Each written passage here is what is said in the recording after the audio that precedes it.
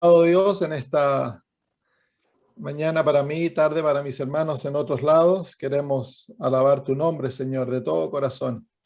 Tú eres digno, Señor, de recibir la alabanza de tus hijos, porque tú nos creaste y en ti, Señor, tenemos nuestro ser. En ti nos movemos, Señor, respiramos. Todo nuestro ser depende de ti. Nuestra vida, Señor, provee de ti, el latido de nuestro corazón, el pulso, Señor, provee de tu poder. Estamos totalmente, Señor, ligados a ti, dependemos de ti y pedimos, Señor, de que esa realidad se haga, Señor, clara en nuestras mentes, de que no tenemos vida propia, no somos independientes, sino que, Señor, te necesitamos profundamente. Padre, pedimos en estos momentos que nos hables, que tu Espíritu Santo nos guíe a la verdad, que Él nos dé sabiduría necesaria para comprender tu palabra y el poder que necesitamos para vivir de acuerdo a ella. Señor, lo pedimos por Jesús. Amén. Amén. Amén. Estoy acá haciendo una serie de programas de salud y estaba pensando a lo mejor compartirlos con ustedes desde la próxima semana. Son tres presentaciones que he estado presentando cómo defenderse del coronavirus. Entonces, Bueno. lo voy a compartir con ustedes. 3 martes vamos a compartir si desean invitar gente y visitas y eso para que se unan, porque voy a compartir información bastante necesaria para estos tiempos. Pero hoy vamos a tomar un aspecto del sábado que nos muestra una de las experiencias necesarias o fundamentales de la vida cristiana. Vamos al libro de Isaías 58. Parece que los hermanos en Chile se desanimaron con el tema pasado porque no se unieron hoy día. Hasta los hermanos de la radio se asustaron. Isaías 58 dice: si retrajeres del día de sábado tu pie de hacer tu voluntad en mi día santo, y lo llamares delicia, santo, glorioso de Jehová, y lo venerares no andando en tus propios caminos, ni buscando tu voluntad, ni hablando tus propias palabras, entonces te deleitarás en Jehová. Y esta es una realidad sabática que demanda que nosotros nos neguemos a nosotros mismos para honrar a Dios en su día. Pero como ya lo hemos repetido varias veces, lo que el sábado nos enseña, las realidades que nosotros vivimos el sábado, las realidades físicas, han de practicarse durante la semana. Ese es el propósito del sábado. Entonces, el sábado nos enseña cómo ser cristianos, cómo entrar a la vida cristiana y cómo ser cristianos.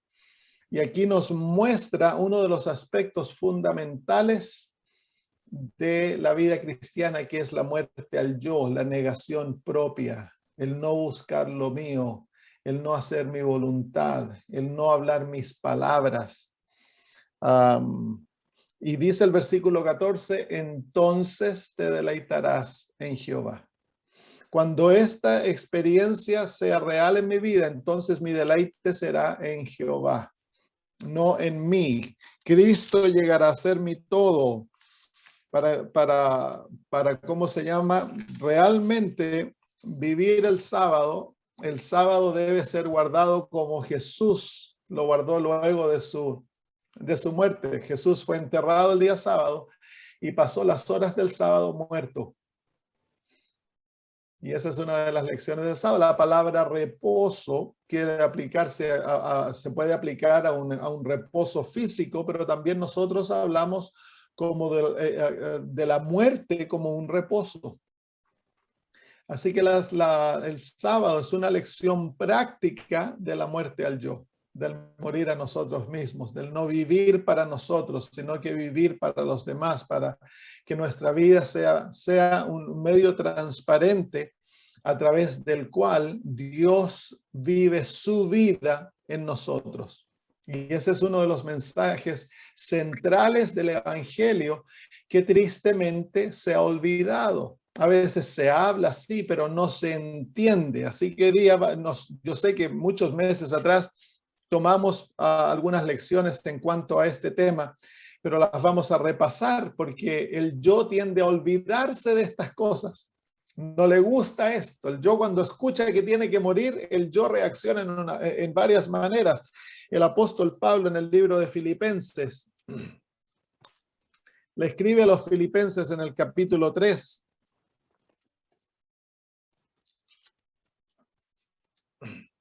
Y les dice en el versículo 1, por lo demás, hermanos, gozaos en el Señor. Es el mismo mensaje de Isaías 58:14, deleitarnos en el Señor. Nuestro deleite debe estar en Cristo, pero para deleitarnos en Cristo, ¿qué debemos hacer? No debemos buscar nuestra voluntad, no debemos caminar por nuestros caminos, no debemos hablar nuestras palabras. En otras palabras, para deleitarnos en Jehová, para gozarnos en Cristo, debemos morir al yo. Y dice, a mí no me es molesto el escribiros las mismas cosas, y para vosotros es seguro. ¿Por qué el apóstol Pablo tiene que repetirle las mismas cosas a sus discípulos? Porque el yo se enceguece y se ensordece en cuanto a estas verdades.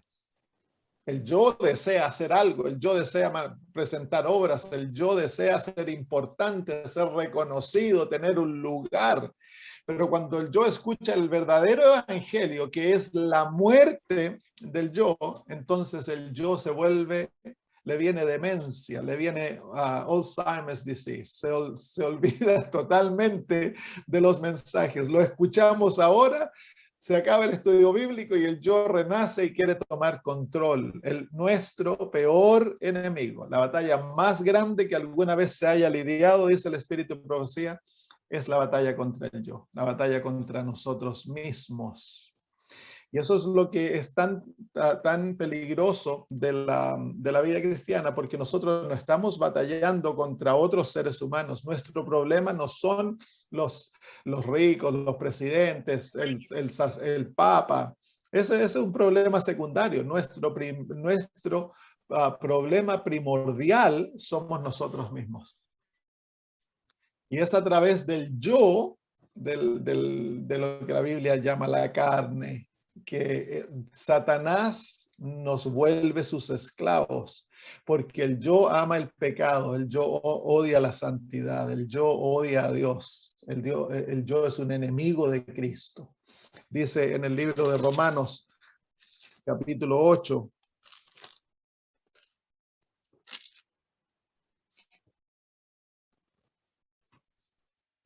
versículo 13 en adelante, dice, porque lo que era imposible para la ley, porque era débil por la carne. ¿Qué era lo imposible para la ley? La ley no me puede hacer justo porque la carne no está capacitada para observar la ley. Lo opuesto, dice el apóstol Pablo, continúa, Dios enviando a su Hijo en semejanza de carne de pecado y a causa del pecado condenó al pecado en la carne.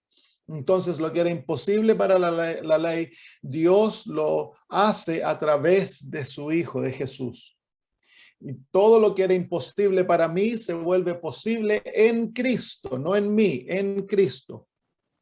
Y dice, para que la justicia de la ley se cumpliese en nosotros, que no andamos conforme a la carne, sino que conforme al Espíritu. Entonces debe haber una transformación. Si hemos de vivir de acuerdo a los principios de la ley, nosotros debemos vivir de acuerdo al Espíritu, no de acuerdo a la carne. Hemos de ser controlados por el Espíritu de Cristo, no por la carne. Pero la carne está intrínsecamente en nosotros. Entonces es por eso que la batalla se vuelve una batalla contra mí mismo. Yo soy mi peor enemigo. Y dice, porque los que son de la carne piensan en las cosas de la carne, a los que son del espíritu las cosas del espíritu, porque el ocuparse de la carne es muerte, pero el ocuparse del espíritu es vida y paz. Por cuanto los designios de la carne son enemistad contra Dios, porque no se sujetan a la ley de Dios, ni tampoco pueden. Y los que viven según la carne no pueden agradar a Dios. Entonces, aquí se encuentra la batalla más grande, la batalla de no vivir para mí, sino que vivir en el Espíritu, para vivir para Dios. Y eso demanda entonces una muerte al yo. Hemos de morir al yo, al principio de la vida cristiana, y luego cada día hemos de morir a nosotros mismos. Hemos de morir a nuestros deseos, a nuestros pensamientos, a nuestra voluntad, a nuestros planes, a nuestras posesiones. Hemos de morir a todo aquello que nos define como nosotros. En el libro de El Señor Jesús, dice la hermana de White de que el tema central de Cristo era la muerte del yo. Y él lo ilustró en sí mismo, en su propio ejemplo. Cristo vivió una vida de negación propia a dos niveles. Negó su divinidad y negó su humanidad. Y dependió totalmente en el Padre.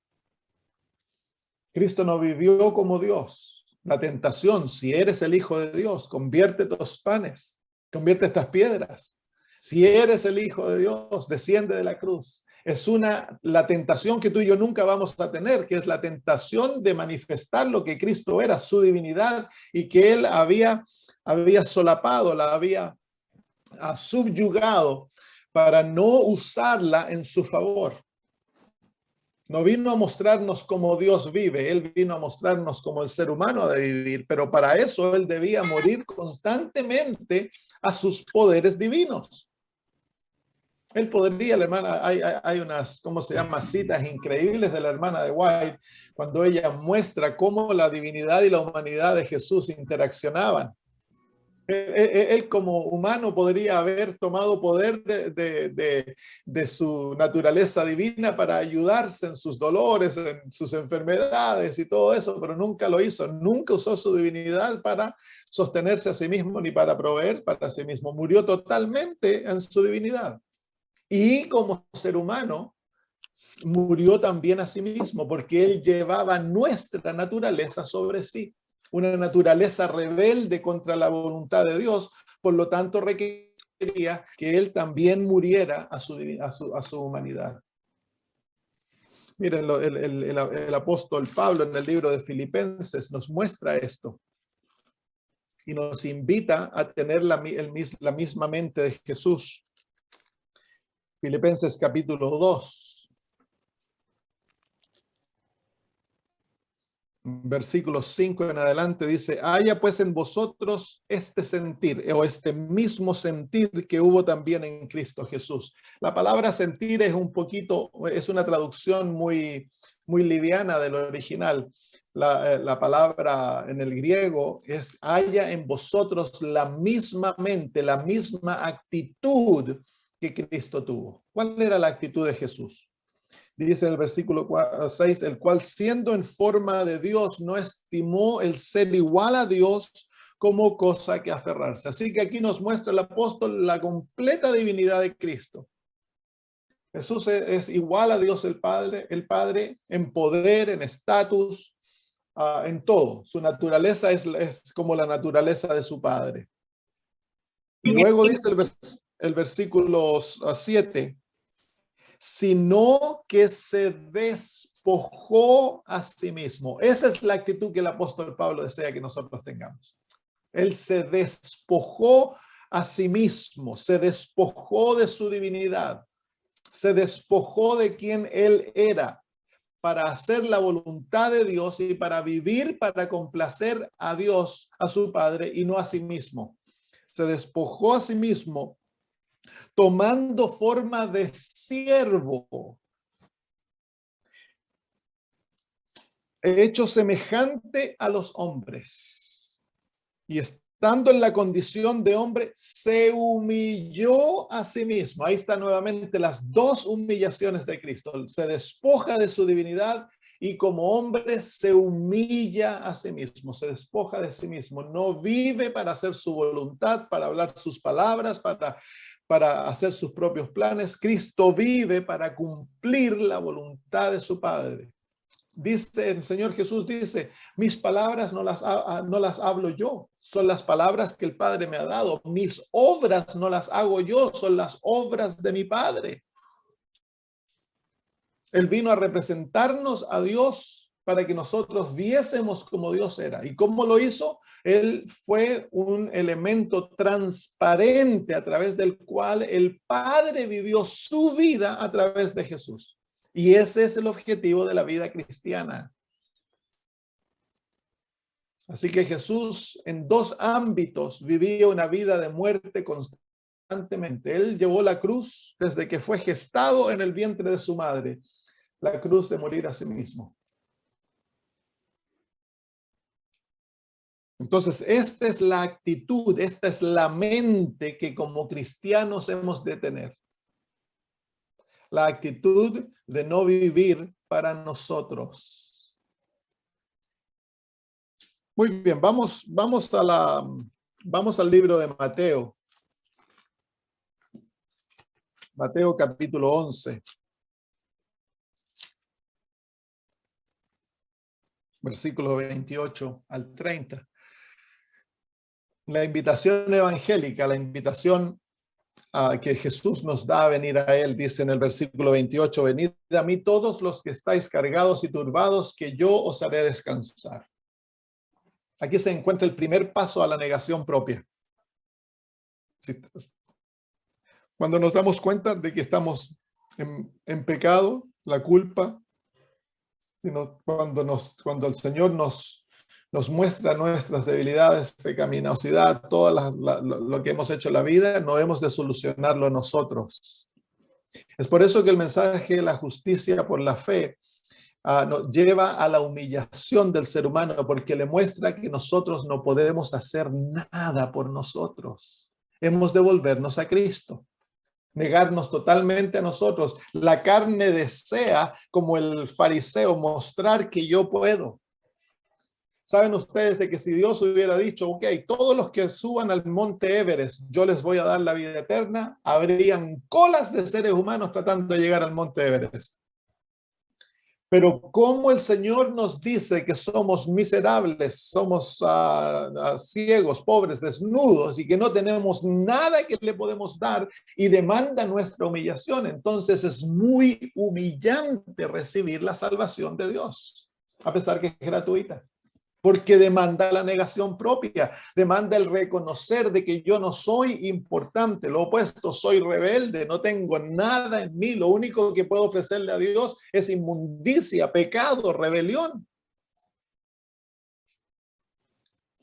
Entonces el engaño más grande que uno puede caer, como lo hemos visto antes, es el engaño de creer de que todo lo que yo tengo que hacer es simplemente una transformación de mi conducta. No. Lo que el Señor desea es que yo muera.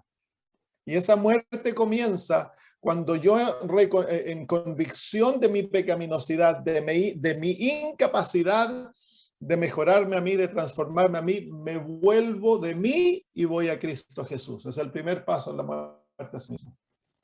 Y luego viene el versículo 29, dice, llevad mi yugo sobre vosotros y aprended de mí, que soy manso y humilde de corazón, y hallaréis descanso para vuestras almas. ¿Qué es el yugo? El yugo, los que viven en el campo y en una área rural se van a dar cuenta que es un instrumento de pareamiento. Entonces toman dos bueyes o dos caballos y se los une a través del yugo. Así que el yugo es un instrumento de unión. Pero el yugo demanda la negación propia, porque estos dos animales que antes eran independientes de sí mismos, han de perder su independencia para unirse y llevar a cabo una obra en común, ¿cierto? Ya sea arar un campo o tirar un carretón cargado. Para eso se unen los animales, pierden su independencia, se unen y cumplen una tarea en común. Entonces el Señor Jesús dice que para que nosotros podamos llegar a ser como Él, esa es la tarea en común, el llegar a ser mansos y humildes de corazón, como Él es. Para poder nosotros llegar a hacer eso, debemos unirnos a Cristo. Ese es el yugo, la unión con Jesús. Pero para poder unirnos con Jesús, poder poner el yugo sobre nuestros cuellos, hemos de perder nuestra independencia. Hemos de someternos a Dios para que Él nos controle y Él haga su voluntad en nosotros y por nosotros. Así que el yugo es el someterse a Dios, el someter nuestra voluntad a Dios y el unirnos a Cristo para depender de Él en todo y así crecer en su imagen. Y abandonar nuestra independencia. En el reino de Dios no hay independencia. La independencia es la falsificación satánica de la libertad que Dios nos da. Dios nos creó libres. Todo es libre. La tierra es un mundo libre. Totalmente libre, pero depende 100% del sol, de la luna, de otros planetas, depende, hay una codependencia de toda la creación. En toda la creación divina, Dios no creó nada independiente. El pajarito depende de otros elementos, el pajarito es libre, la abeja es libre. Los bichitos son libres, los animales son libres, nosotros somos libres, pero no somos independientes. El pecado creó en nosotros independencia, la creencia de que yo puedo hacer y vivir y no necesito a nadie, ni siquiera a Dios. Eso es falsedad. No somos independientes, nos creemos independientes. Y entonces lo primero que hemos de someter a los pies de la cruz cuando nos entregamos a Cristo es nuestra independencia. Nos vamos a volver totalmente dependientes de Dios y luego de los hermanos, porque Dios nos pone en un cuerpo. Cuando nosotros entramos a la iglesia, Dios nos trae a la iglesia imperfecta como la iglesia es. Él es su voluntad que nosotros pertenezcamos al cuerpo, porque en el cuerpo nada es independiente, nada. Todo en el cuerpo depende totalmente de otro. Este dedito es libre, pero no es independiente. Depende de la mano, depende de la muñeca, depende del brazo, del codo, del hombro, depende de los músculos, depende de la sangre, depende de los nervios, de los ligamentos, depende de todo. Entonces, el cuerpo tan solo puede existir en una relación de unidad y libertad, pero no independencia. Entonces, cuando nosotros llegamos a la vida cristiana, el Señor nos hace totalmente dependientes. Hemos nosotros de abandonar nuestra independencia y volvernos totalmente dependientes de Cristo, de nuestro Padre y de la iglesia. Y cuando hablo de la iglesia no estoy hablando de una institución, estoy hablando del cuerpo, de los miembros. Nos necesitamos los unos a los otros. Entonces, eso es el primer paso de la vida cristiana. Yo no voy a hablar mis palabras, no voy a caminar por mis caminos, no voy a hacer mi voluntad. Entonces encontraré deleite en Jehová. El mensaje sabático. En Mateo capítulo 11, perdón, Mateo capítulo 10,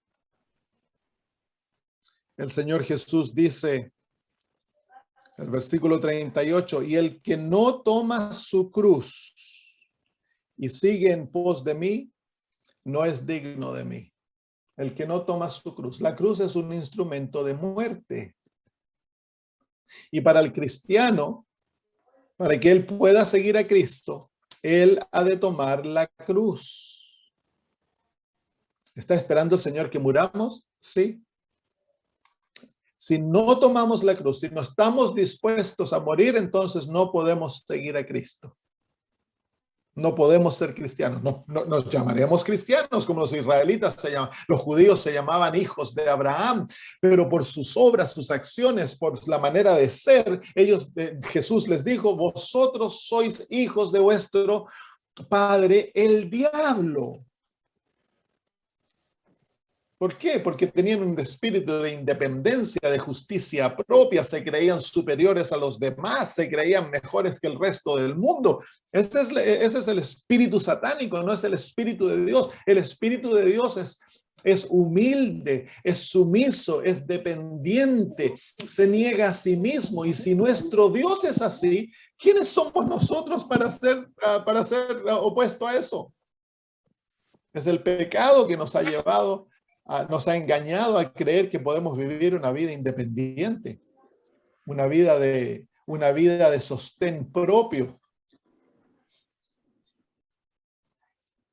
Entonces el Señor Jesús claramente nos muestra cuán imposible es ser cristiano sin esta experiencia. En Mateo capítulo 16, el Señor repite esto y nos muestra la actitud que hemos de tener y añade otra experiencia. Cuando Jesús anuncia su muerte a los apóstoles, Pedro, en el versículo 22 dice, entonces Pedro, tomándolo aparte, comenzó a reconvenirle diciendo, Señor, ten compasión de ti. Escucha la palabra. En ninguna manera esto te acontezca. Parece que Pedro está tan preocupado de Jesús, pero es Satanás el que está hablando a través de Pedro, porque está tentando a Jesús a ponerse él primero y a preocuparse de sus propias necesidades, antes de las necesidades y el problema nuestro, de los demás a los que vino a salvar. Entonces, versículo 23, él volviéndose dijo a Pedro, quítate de delante de mí, Satanás, eres tropiezo porque no pones la mira en las cosas de Dios, sino en la de los hombres. ¿Se fijan? Satanás está tentando a Jesús para que se olvide de la necesidad de otros y se preocupe de su propia. Eso es egoísmo, ese es el plan del pecado, ese es el fundamento del pecado. Pedro no había entendido el mensaje de Cristo ni el principio de la muerte a sí mismo, que es el principio básico del amor. El amor no busca lo propio. Entonces el amor demanda la negación propia para el bienestar de otros. Y dice versículo 24, y aquí viene Jesús, les enseña a los discípulos esta lección nuevamente. Le dice, si alguno quiere venir en pos de mí, niéguese a sí mismo y tome su cruz y sígame. La doble experiencia del cristiano, la negación propia y el tomar la cruz para poder seguir a Jesús. Si no tenemos esta experiencia, no podemos seguir a Jesús. No somos cristianos. Podemos llamarnos cristianos de nombre, puedes tener tu nombre en los récords de la iglesia, puedes ser anciano, puedes ser pastor, evangelista, puede ser lo que sea, pero si tú vives para ti, no eres cristiano. ¿Por qué? Porque el vivir para sí es el principio del reino de Satanás. El egoísmo, el estar centrados en nosotros mismos, es el principio del pecado. Dice, porque ¿qué aprovechará? Versículo 25. Dice, porque todo el que quiera salvar su vida, la perderá. Y todo el que pierda su vida por causa de mí, la hallará. Ahí se encuentra el principio del reino de Dios. El perder mi vida, el no vivir para mí, el entregar mi vida como lo hace Jesús. Él entrega su divinidad, lo deja de lado y luego niega su humanidad totalmente para que Dios se manifieste a través de él y a través de eso él la halla. Muere por nosotros y Dios lo resucita de la tumba y ahora vive eternamente y está sentado a la diestra del Padre. En la busca de lo propio está la muerte. En la negación propia está la vida, porque estos dos principios están gobernados por principios que están totalmente opuestos. Dice el versículo 26, porque ¿qué aprovechará al hombre si ganare todo el mundo y perdiere su alma? ¿O qué recompensa dará el hombre por su alma? Porque el Hijo del Hombre vendrá en la gloria de su Padre con sus ángeles y entonces pagará a cada uno conforme a sus obras. Aquí el Señor Jesús nos muestra que los que serán salvos son aquellos que han aprendido a vivir por el principio divino, por el principio celestial de la negación propia. Dios no nos está pidiendo que entremos en una experiencia que es extraña para Él. Dios vive por este principio. Es por esto que lo natural para Dios fue negarse a sí mismo y morir por nosotros. Eso es natural para Dios. ¿Por qué? Porque Él está gobernado por el principio del amor. Parece extraño para nosotros, parece injusto a nosotros, porque nosotros estamos gobernados por el principio del egoísmo. Entonces hay una muerte, hay una cruz y hay una vida de negación propia para el cristiano. Y eso parece tan difícil, pero es en esta experiencia que se encuentra la verdadera felicidad en la vida cristiana. No hay felicidad en el servicio del yo. No hay felicidad en vivir una vida de complacencia propia. Eso trae infelicidad, trae miseria. Miren el mundo. ¿Es el mundo un lugar feliz? Es el mundo un lugar de paz, de gozo, de tranquilidad, porque todos viven para complacerse a sí mismos y la teoría de la evolución lo ha puesto en palabras bien maravillosas. La teoría de la evolución dice que el más fuerte es el que sobrevive. Entonces todos buscan ser más fuertes, más poderosos, tener más riquezas, tener trabajos más grandes, tener dinero en el banco, el tener ropa, tener casas, tener autos, el tener todo. ¿Por qué? Porque en eso está la mentalidad del pecado. Y sin embargo, Cristo, el Dios del cielo, nos muestra que la verdadera vida se encuentra en el humillarse. Es totalmente opuesto. En el reino de Dios es el débil el que sobrevive. Bienaventurados los pobres, bienaventurados los que lloran, bienaventurados los que tienen hambre y sed. Ellos son los felices en el reino de Dios. Es totalmente opuesto a la mentalidad de este mundo. Ustedes miren las Olimpiadas que pasaron. ¿A quién se aplaude? Al que gana. El que pierde entrenó tan duro como el que gana, pero no alcanzó a llegar primero. Ya si llegaste cuarto, ya ni mencionan tu nombre. Se acabó. En el reino de Dios, todos los que corren y corren fielmente llegarán a la meta. Y todos serán honrados con el mismo galardón. Aquí en el reino de Dios no hay competencia. El sentido de competencia es un principio satánico. Porque para competir yo tengo que pisar a los demás, tengo que olvidarme de ayudarlos. Para competir yo tengo que llegar primero si quiero recibir el premio y ser reconocido. Entonces eso muestra el corazón humano. A todos niveles se encuentra eso. No, la competencia no es un principio de Dios. No debiéramos nosotros en nuestras iglesias crear competencias de soccer o fútbol y básquetbol y voleibol y que las iglesias se junten a jugar estas cosas y al final se le premia al primero, porque ese es el principio satánico. Podemos jugar, sí, pero no debemos competir con el propósito de que alguien llegue a ser primero. Porque el primero será último y el último será primero en el principio del cielo. Entonces, ¿cómo sería una competencia cristiana? Habrían dos equipos en el campo de fútbol, y uno le diría, usted por favor, usted meta el gol primero.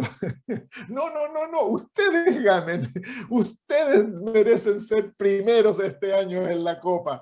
No habría competencia, porque nadie andaría tratando de humillar a los otros para ellos hacerse el equipo más grande en el terreno. Se acabaría eso. No puede haber competencia. Todos jugaríamos por placer. Nos reiríamos, seríamos todos amigos, todos hermanos. Yo cuando era niño, me acuerdo que fui a un campamento una vez y jugábamos a la pelota en la tarde, se armaban las mansas pichangas, como decimos en Chile, pero hasta los pastores se agarraban a combo. Se picaban porque le iba ganando el otro equipo y se agarraban a combos.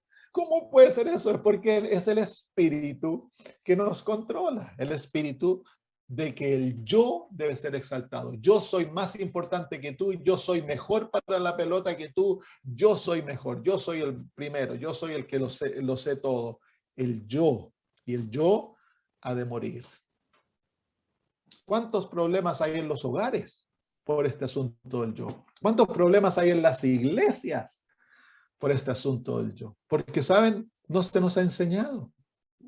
Hemos llegado a ser adventistas, pero nunca hemos escuchado esto. Esto del morir al yo para algunos, para mí fue sorpresa. Cuando me lo presentaron por primera vez, fue sorpresa. Porque el yo te hace ciego a esta realidad. Puedes leer las escrituras, el espíritu de profecía, donde se repite cientos de veces este principio y sin embargo el yo te hace ciego. No se ve. Muy bien, vamos a entender estos dos principios.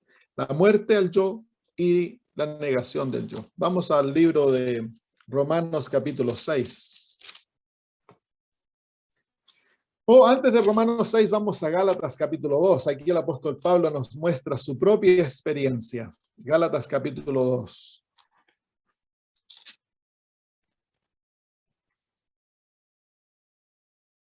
Dice, con Cristo estoy juntamente crucificado.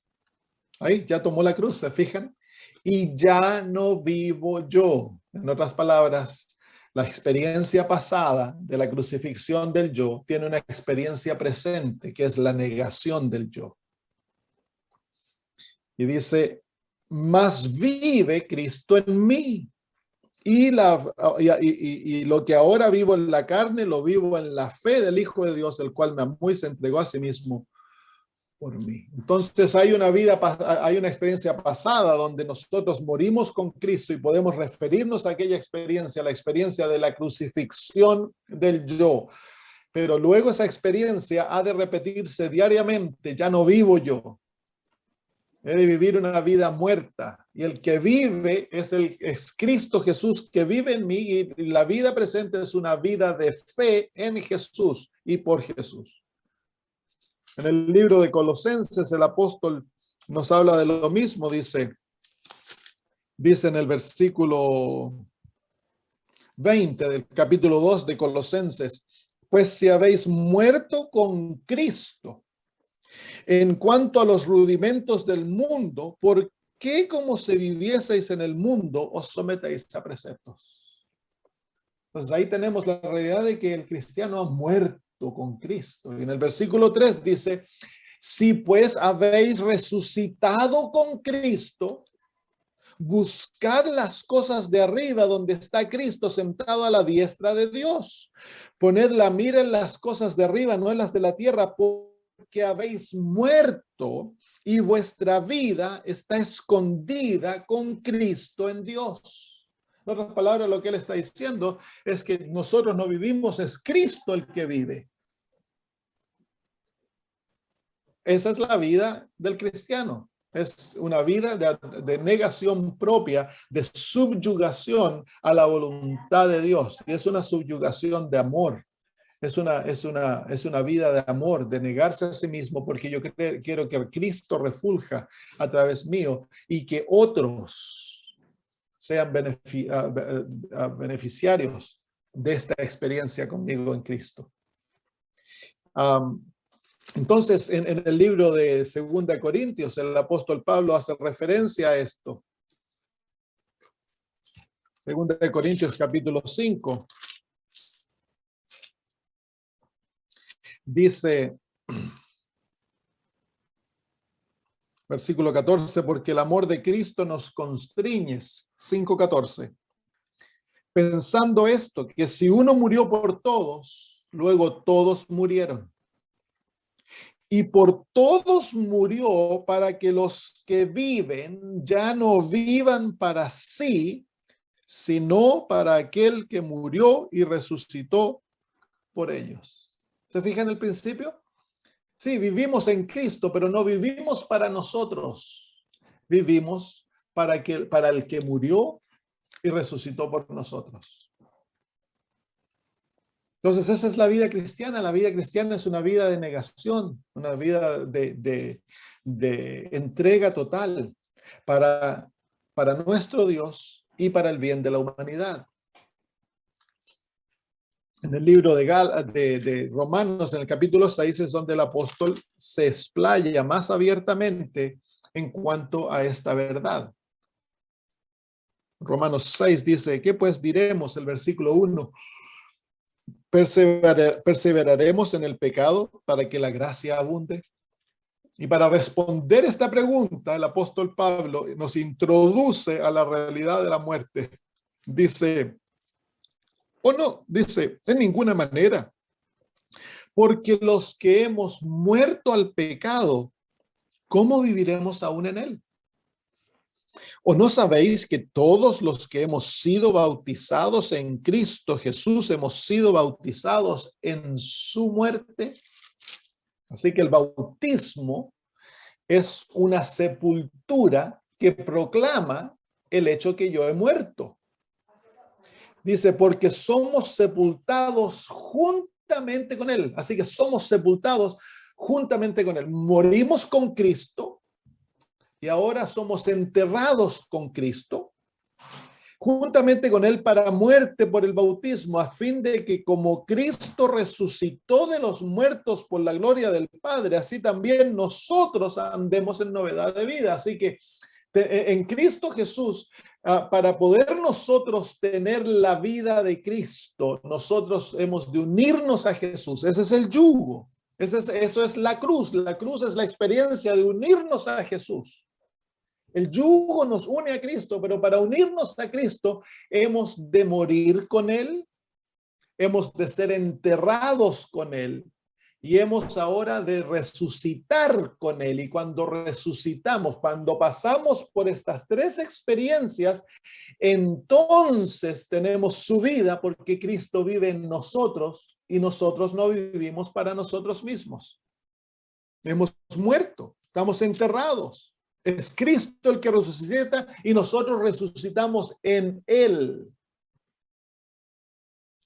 Y dice el versículo 5, porque si fuimos plantados juntamente con Él en la semejanza de su muerte, así también lo seremos en la de su resurrección. Así que si queremos tener la vida de Cristo resucitada, aquella vida poderosa, aquella vida maravillosa de Jesús, si queremos tener esa vida, no podemos tenerla sin primeramente ser unidos con Él en estas tres experiencias: la muerte, el entierro y la resurrección. Esa es una condición que Dios ha puesto para nosotros tener la vida de Cristo.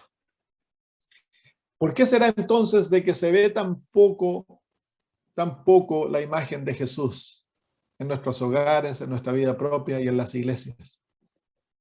Es porque no se ha llevado a esta experiencia. Nos llamamos cristianos, pero estamos tomando el nombre de Dios en vano, porque no nos hemos sometido a Él. Violamos el mandamiento porque hacemos nuestra voluntad, planeamos nuestros planes, hablamos nuestras palabras, caminamos en nuestros caminos y no hay deleite en Jehová. No hay deleite en Jehová, no nos deleitamos en Jehová. Somos cristianos por nombre, somos como los zombies. Somos zombies cristianos. Decimos están muertos, pero estamos vivos. Estamos vivos al yo. El yo y el pecado aún nos controla. Seguimos siendo esclavos. Y luego el apóstol Pablo en el versículo 6 dice, sabiendo esto, que nuestro viejo hombre fue crucificado. El viejo hombre es el yo.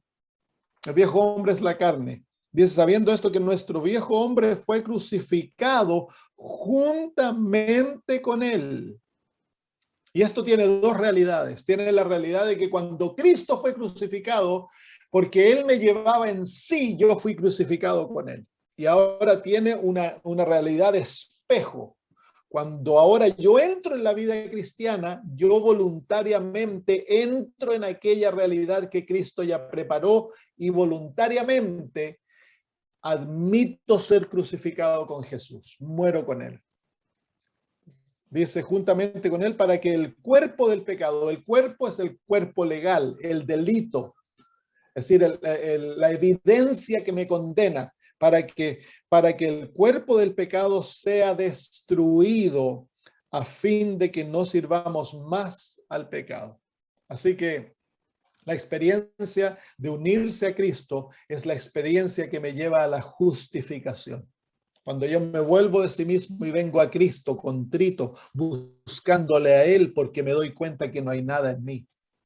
Y yo no puedo ofrecerle nada porque estoy vacío. Cuando me humillo y vengo a recibir su justicia, eso es el principio de la muerte.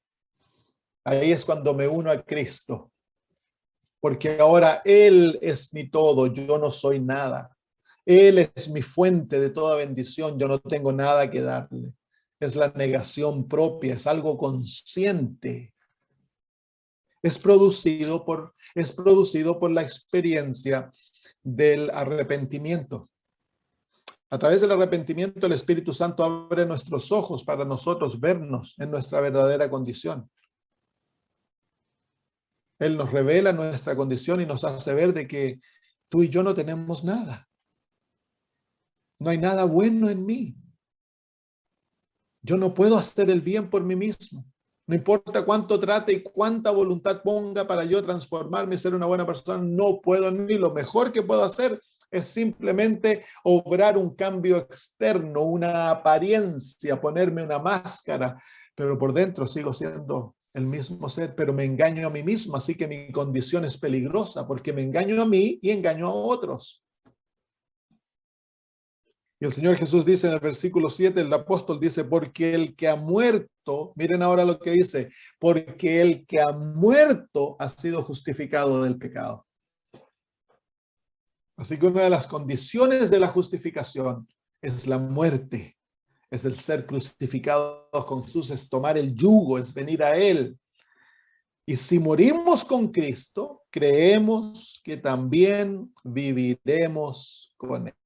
Ahí se encuentra entonces la bendición de que cuando morimos con Cristo tenemos su vida, viviremos con Él, Él vivirá en nosotros y vivirá su vida a través de nosotros, como Cristo vivió su vida, era el Padre viviendo a través de Él, a través del Espíritu Santo. Todo lo que Jesús pensaba, todo lo que Jesús hablaba, todo lo que Jesús hacía, era el Padre viviendo en Él. Y los cristianos, los verdaderos hijos de Dios, tienen el privilegio de tener la divinidad en ellos, la naturaleza divina. No somos nosotros dioses, pero el Espíritu Santo viene a morar en nosotros y es aquel Espíritu que trae la presencia de Cristo y Cristo vive a través de nosotros.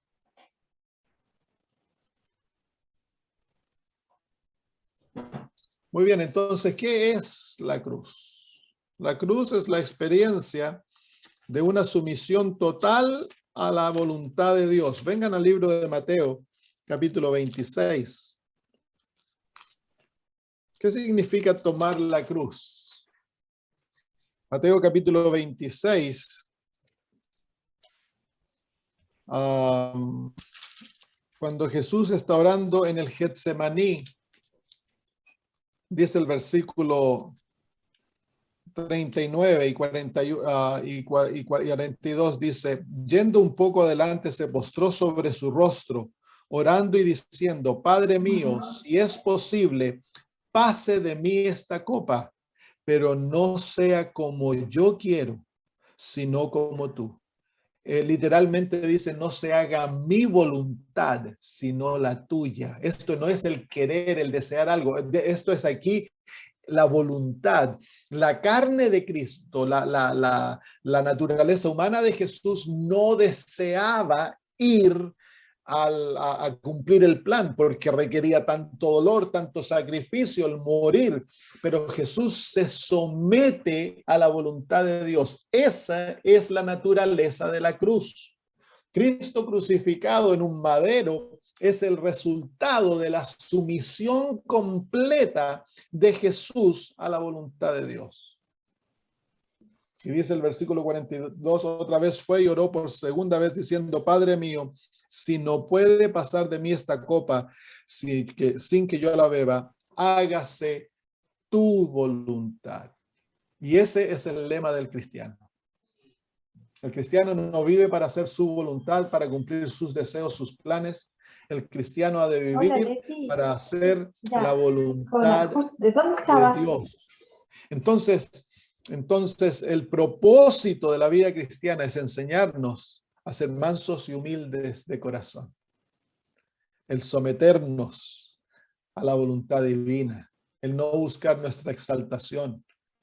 El no considerar nuestras opiniones, nuestros planes, nuestros deseos. Todo lo que me hace que yo soy, todo eso ha de morir, porque en mí no hay nada bueno.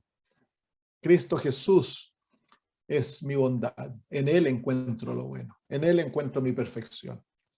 Entonces, ¿qué es la cruz? La cruz es una sumisión completa a la voluntad de Dios. Cuando Cristo Jesús se sometió a la voluntad de Dios, entonces ahora, ¿qué significó la voluntad de Dios para Jesús? Que los discípulos lo abandonaron, fue traicionado por Judas, fue tratado como un ladrón o como un criminal, ¿cómo se llama? Juzgado falsamente. Se le llevaron mentiras, se lo golpeó, se lo escupió, se lo juzgó falsamente nuevamente como Pilato, se lo ridiculizó, se lo flageló, eventualmente se lo llevó al Calvario y allá murió como el peor de los criminales. Era la voluntad de Dios para aquello. Y Jesús, ¿cómo lo tomó? Como oveja fue llevado al matadero, no abrió su boca. No se defendió a sí mismo, sino que buscó constantemente el bien de aquellos que le estaban haciendo el mal. Es esa la voluntad de Dios para Cristo. Entonces, ¿qué significa someterme a mi voluntad, a la voluntad de Dios? Es que yo voy a seguir el camino que Dios tiene trazado para mi vida, no importa lo que traiga. Yo estoy sometido a la voluntad divina, sea que Dios desea lo que haga, ya sea que Dios me lleve por un paso en el cual yo sea rechazado y haya sufrimiento, dolor, haya pobreza. ¿Estarías dispuesto a seguir cristiano si Dios lo sacara todo?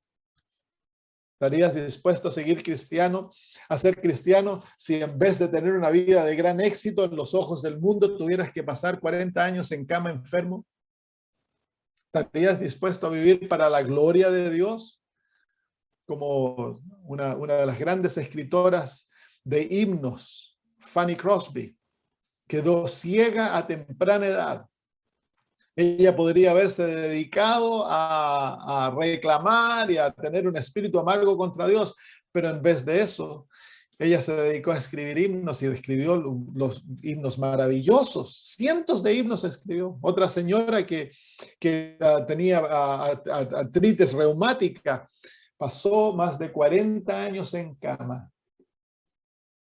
Y sin embargo, a través de aquello, ella aprendió a amar al Señor y escribió grandes himnos que aún hoy se cantan. Entonces, si nosotros nos vamos a someter a la voluntad divina, hemos de permitir que Dios haga su voluntad en nosotros, porque todo lo que Dios escoge, Él sabe lo que tú necesitas para estar en la patria eterna y vivir eternamente con Él. Y no importa lo que Él escoja, no te odia, no te está tratando de castigar, Él te está tratando de salvar. Y en vez de rebelarse contra el plan divino, nos hemos de someter, sea que traiga muerte, sea que traiga lo que traiga, sométete al plan divino, porque una vez que Dios escoge tu paso, Él lo hace para tu bien. Nada puede tocarte a no ser que sea por la voluntad de Dios. Y si algo llega a tu vida, entonces es para tu bien, el bien de muchos y la gloria de Dios. Hemos de dejar de luchar por enforzar mi voluntad a Dios. Y hay muchos cristianos que pasan la vida tratando de forzar a Dios que haga como ellos desean. Se enojan con Dios cuando Dios obra en manera distinta. Se resienten la disciplina divina. Es porque el yo no ha muerto. Entonces, lo primero que debe ocurrir en la vida cristiana, una vez que el alma se enamora de Cristo y ve que en Cristo lo tenemos todo, entonces hemos de ser crucificados con Él. Hemos de morir. Y es esa la condición necesaria para que la persona sea bautizada. No puede haber bautismo a no ser que la persona haya muerto. Es lo mismo que no puede haber un entierro a no ser que la persona haya muerto. La condición necesaria para un funeral y que alguien sea enterrado es que haya muerto. Es lo mismo en la vida cristiana. Cuando una persona se somete totalmente a Cristo y toma la cruz de Cristo, es unido con Él en el yugo y se entrega totalmente a Él para ser controlado por Dios, entonces la persona está lista para ser bautizada. Comprenda o no comprenda todas las verdades, esa persona está lista, el corazón ha sido sometido, esa persona va a hacer lo que Dios le pida, esa persona lo va a hacer. Pero ¿qué ocurre cuando el corazón no está sometido? Tenemos que forzarlos que paguen el diezmo, tenemos que por lo menos darle en la cabeza para que se vistan bien. Todo es una lucha hacia arriba. ¿Por qué? Porque la voluntad está constantemente luchando contra la voluntad divina. El hacer la voluntad de Dios no es un placer, es un esfuerzo, es un sacrificio. Es tan difícil dejar el mundo. ¿Por qué? Porque no estoy sometido a Cristo. Su voluntad no es mi voluntad. Entonces es absolutamente necesario que esto ocurra al principio de la vida cristiana. Esto no lo tuve cuando me bauticé a los 15 años. Yo descubrí esta experiencia cuando tenía 37 años, 8 años en el ministerio. Fue cuando el Señor me mostró esto y fui convertido, cuando decidí entregarme totalmente a Cristo y morir al yo. Pero luego viene la otra experiencia. ¿Qué quiere decir negarse a mí mismo? En el libro de Mateo, mismo libro, encontramos la experiencia de Pedro. Jesús le dijo a Pedro: Pedro, esta noche antes que el gallo cante me negarás 3 veces. Entonces, en la experiencia de Pedro tenemos una manifestación tangible de lo que significa vivir una vida de negación propia. Entonces dice, en el capítulo 26, dice en el versículo 71, dice: saliendo a la puerta le vio otra y le dijo a los que estaban allí, también estaba con Jesús el Nazareno. Pero él negó otra vez con juramento: no conozco al hombre. ¿Qué significa negar? ¿Qué significa negar? Cuando Pedro dice: yo no conozco a Jesús, no he tenido nada que ver con Jesús. Y luego en el versículo 74 dice: entonces él comenzó a maldecir, estaba diciendo malas palabras, se le salió el viejo con todo, el viejo hombre con todo, estaba diciendo injurias y a jurar: no conozco al hombre. Y enseguida cantó el gallo. ¿Qué significa negarnos a nosotros mismos? Yo no conozco a este hombre. Estoy muerto a mí mismo. Fui crucificado con Jesús y ahora en la vida diaria, cuando me insultan, yo no conozco a este hombre. Cuando me maltratan, yo no conozco a este hombre. Entonces ahí se cumplen las palabras de Jesús, que si te golpean en esta mejilla, yo no conozco al hombre, ponle la otra mejilla, no te defiendas a ti mismo. No demandes tus derechos, no consideres tus opiniones importantes. Amarás Dice, si quieren tomar tu prenda, dales también el vestido. Si quieren pedirte, dales. Amarás a tu enemigo. Orarás por los que os ultrajan y persiguen. Bendecirás a los que os maldicen, para que seas hijo de vuestro Padre que está en los cielos. Eso es lo que nos hace hijos, es ser como Él y como Él es. Bueno, vean a Jesús en la cruz. Cuando uno le dio un combo en el ojo, Jesús no fue y le trató de pegar el combo en el otro ojo. Cuando lo escupieron, Jesús no los agarró a escupo de vuelta. No, cuando lo escupieron, lo maltrataron, Jesús le respondió en maneras para que el corazón de ellos se despertara y poder ser salvos. Jesús no tenía preocupación alguna de sí mismo.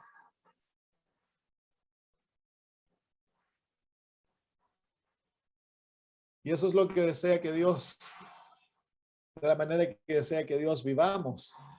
Y el sábado nos enseña aquella experiencia.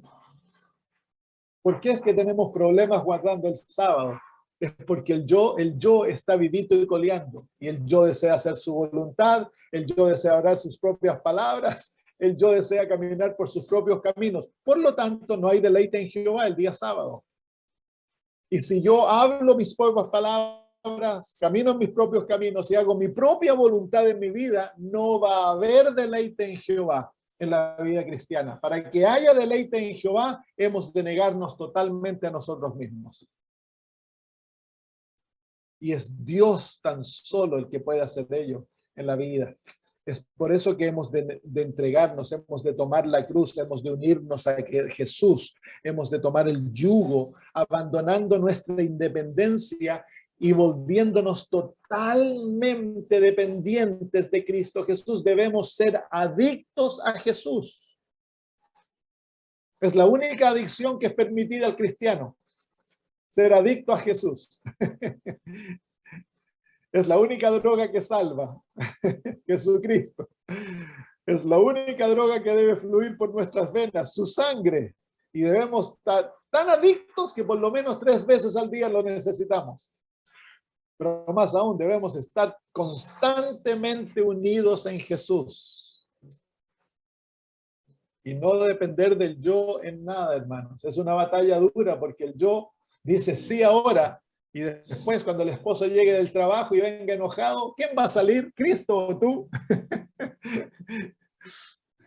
O cuando los niños se están portando mal, ahí sale el dragón. ¡Wow! ¿Ese es Cristo hablando o eres tú hablando? Cuando los hermanos están haciendo cosas que no nos parece bien, ¿quién sale? ¿Cristo o tú? Esa es la batalla diaria. ¿De acuerdo a qué planes voy a vivir? ¿Voy a seguir mis planes o voy a seguir los planes de Jesús? ¿Las posesiones son tuyas o son de Cristo? Y si son de Cristo, entonces, ¿qué significa aquello? ¿Tu cuerpo de quién es? ¿Tuyo o de Cristo? Entonces, si el cuerpo es de Cristo y Cristo es el que vive, ¿qué comida vas a comer? ¿La que a ti te parece o la de Cristo? La que Cristo pide que comas. ¿Qué remedios vas a usar? ¿Los remedios que Jesús dice que usemos o los remedios que los doctores dicen que usemos? Entonces, aquí eso es, cuando uno lo mira desde esta perspectiva, se hace la vida sencilla. La vida cristiana se vuelve sencilla.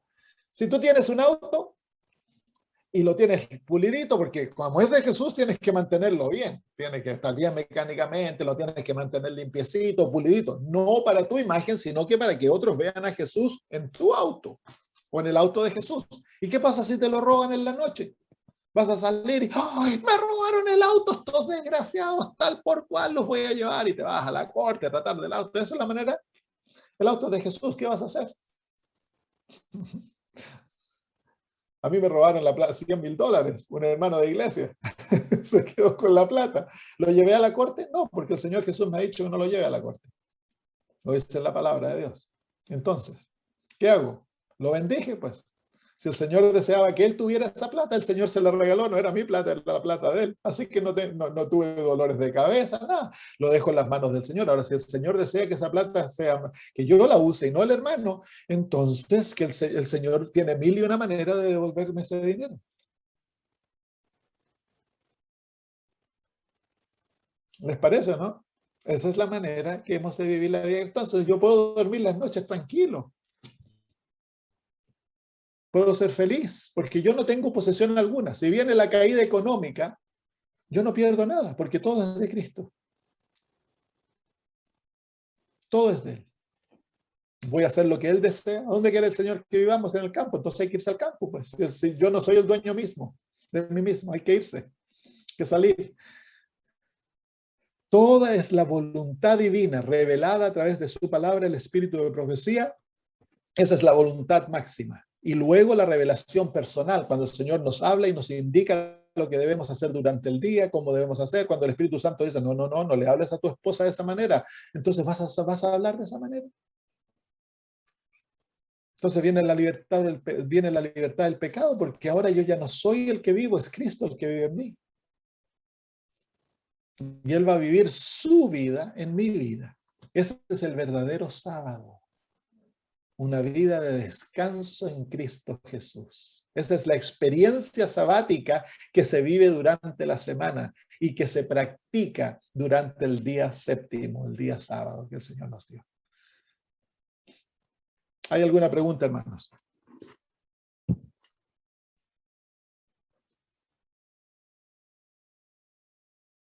Para el yo es imposible, hermana Corina. Es tan solo Cristo en mí el que puede cumplir esto. No yo. Yo no lo puedo llevar a cabo. Esta es una imposibilidad para nosotros. Es Cristo el que debe cumplirlo. Amén. Por eso, el primer paso es unirme a Él. Para que Él lo haga. Es una decisión racional. Es algo que tú escoges en pleno conocimiento de lo que significa. ¿Cuánto? En realidad, lo que es la pregunta que el joven rico tuvo que preguntarse: ¿cuánto amo a Cristo? Cuando el Señor Jesús le dijo, vende todo lo que tienes, dáselo a los pobres y toma tu cruz y sígueme. Es la invitación que se le hace a todo cristiano. Hemos de abandonar todo lo que tenemos para seguir a Cristo. Miren, el libro de Lucas lo dice. Lucas capítulo 14.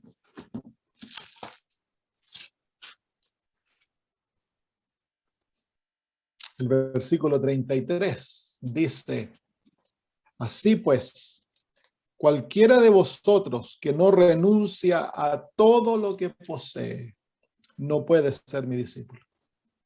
Entonces, claro, si cuando uno muere físicamente, uno renunció a todo lo que uno es, todo lo que posee, todos mis pensamientos, toda mi manera de ser, todo yo renuncié, lo abandoné, renuncié a todas mis relaciones, todo lo que soy, todo lo que era, deja de ser porque yo morí. Una de las razones por la cual Dios nos da el mensaje del estado de los muertos es para que entendamos lo que significa morir, morir al yo. Y ahí está, pues, ¿cuánto sabe un muerto? Nada. ¿Cuánto posee un muerto? Nada. ¿Cuántos amigos y enemigos tiene un muerto? Ninguno. ¿Se puede insultar un muerto? ¿Se puede ofender? No. ¿Por qué? Porque él está muerto. ¿Puede defenderse? No. ¿Tiene posesiones? No. Entonces, ¿qué pasa si el muerto está en el cajón y viene un enemigo y lo agarra a combos? ¿Se puede defender? No. Y viene una mujer y lo insulta. No. ¿Y puede ser tentado un muerto? No, no puede ser tentado porque él está muerto. Él no tiene a nadie que odia porque murió. Cuando él murió, todos los odios murieron, todos sus enemigos murieron. Entonces, ahora, ¿quién vive? Yo estoy muerto. ¿Quién vive? Es Cristo Jesús. Y Cristo Jesús ama a todo el mundo. Cristo Jesús es paciente, bondadoso, tierno de corazón, es justo. Entonces, todas esas realidades llegan a ser tan solo real cuando yo estoy en Cristo. Claro, es la batalla más grande. Hay que lidiarla día a día porque el yo lo vamos a llevar hasta el día que Cristo venga y nos dé un nuevo cuerpo. Pero eso no quiere decir que seamos esclavos del yo y que sigamos pecando producto del yo. Amén. Pero la naturaleza caída, la seguimos llevando hasta el día que Cristo. Nunca vamos a tener una carne santa, dice la hermana de White. Vamos a llevar la misma carne que Jesús llevó, que le hizo tanto problema, pero Jesús la venció totalmente. Y aquella naturaleza, Cristo desea darnos a nosotros, que es una naturaleza caída, unida a la naturaleza divina. Y ahí se encuentra el secreto del poder, donde la naturaleza divina gobierna y mantiene bajo control a la naturaleza caída. Ok. Muy bien, ¿hay alguna otra pregunta por ahí, hermanos?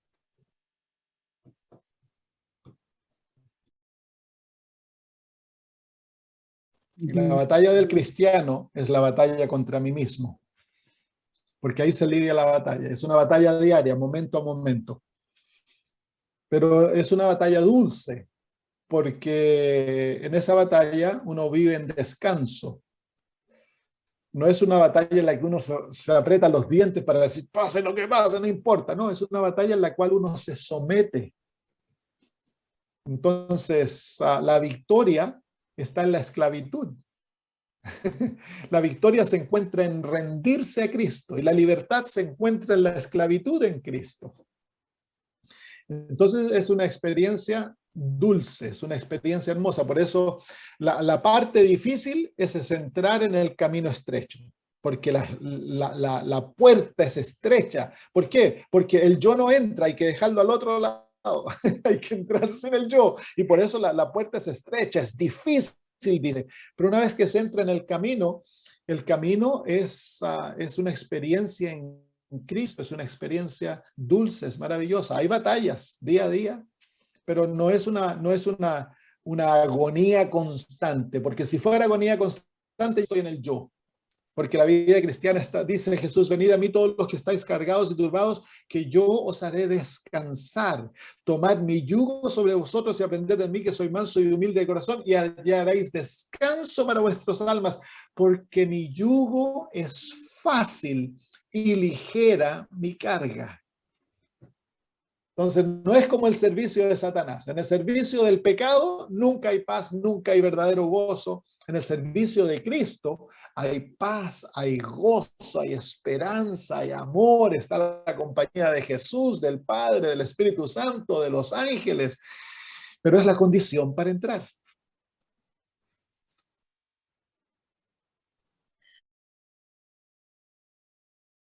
Dios nunca crea nada igual. Claro. En la naturaleza todo es creado distinto, con cualidades propias, incluso la nieve. Cada granito de nieve es totalmente distinto a otro. Nunca han caído dos que son iguales, son totalmente distintos. Las hojas de un árbol son totalmente distintas. Cada hoja de árbol es distinta a la otra. Entonces la individualidad es un don divino. Amén. Es parte de nuestra libertad, pero esa individualidad también hemos de morir para que sea Cristo quien la controle y la santifique, no yo.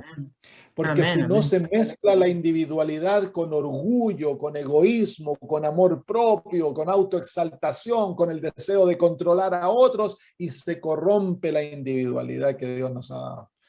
Entonces la individualidad debe ser sometida a Jesús totalmente para que Él sea el que nos haga el individuo que Él desea que seamos.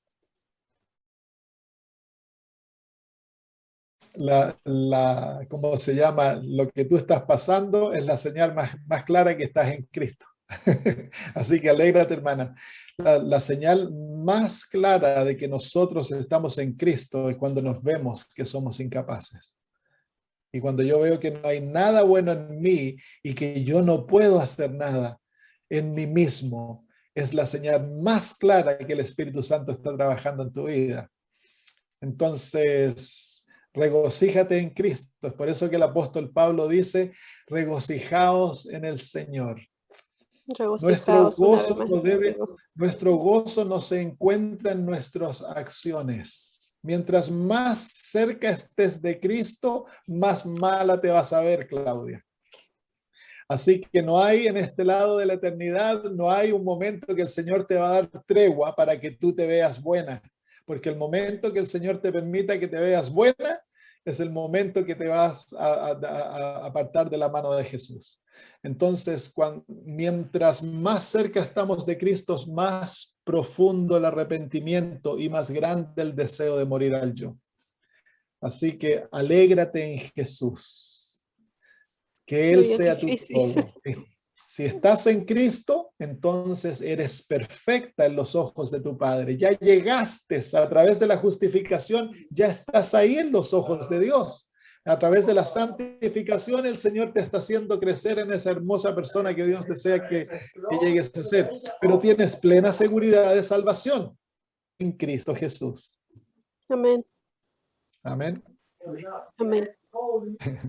Que la pena te lleve a esconderte en Jesús, Claudia. Amén. Escóndete más y más y vete en Cristo. Tienes que verte a ti misma en Jesús. No te mires, puestos los ojos en Jesús, el autor y consumador de nuestra fe. Amén. Amén. Gracias por ello. ¿Hay alguna otra pregunta, hermanos? Este es el mensaje del tercer ángel, el mensaje de la justicia por la fe, que nos lleva al abandono propio para que Cristo sea el que viva en nosotros. Amén. Si tú lo tienes la convicción en el corazón, tienes que hacerlo, porque esa convicción es una convicción del Espíritu Santo. Muchos de los que crecimos en la iglesia fueron bautizados porque las campañas fueran exitosas, para que el pastor tuviera sus números. Y eso fue mundialmente. Donde yo he encontrado gente que me dice exactamente lo mismo. Yo fui bautizado a los 10, 11 años, no estaba convertida, no tenía una experiencia con Cristo, me bautizaron. Yo quiero ser rebautizada. Yo he predicado en iglesias donde la iglesia entera deseaba ser rebautizada. Cuando vino un movimiento del Espíritu Santo en Curacautín, los hermanos se acercaron y dijeron, nosotros queremos ser rebautizados. Los ancianos se acercaron y dijeron, todos nosotros queremos ser rebautizados, pastor, dijeron. Porque nos damos cuenta que no hemos muerto al yo, que nuestra experiencia no era en Cristo, era en nosotros. El pastor se opuso, no pudo llevarse a cabo. Pero, ¿cómo se llama? Es necesario que cuando esa convicción está en el alma, hay otras personas que no sienten la convicción de ser rebautizado, está bien, pero si tú tienes la convicción en el corazón de que debes ser rebautizado, entonces debes tratar de llevarlo a cabo, hablar con algún pastor. Y a mí me tomó, ¿cuánto fue? Casi 10 años, 9 años para encontrar un pastor que quisiera rebautizarme, y eventualmente fui rebautizado en el año 2016, antes de ir a Chile. Fui rebautizado. Así que, no es vergüenza. Yo me rebauticé porque mi bautismo bautizaron a uno que no había muerto, así que fue un crimen, no fue un bautismo. Fue un crimen espiritual. Cuando se bautiza a una persona que no está entregada a Cristo, que no ha muerto con Cristo, es un crimen espiritual. Cuando pasemos por el reavivamiento, yo pienso que la gran mayoría de los adventistas se van a rebautizar. Porque somos adventistas, pero no somos cristianos. Conocemos verdades, pero la verdad nunca ha transformado nuestro corazón, no somos libres. El propósito de la verdad es hacernos libres. Conoceréis la verdad y la verdad os hará libres, dice el Señor Jesús.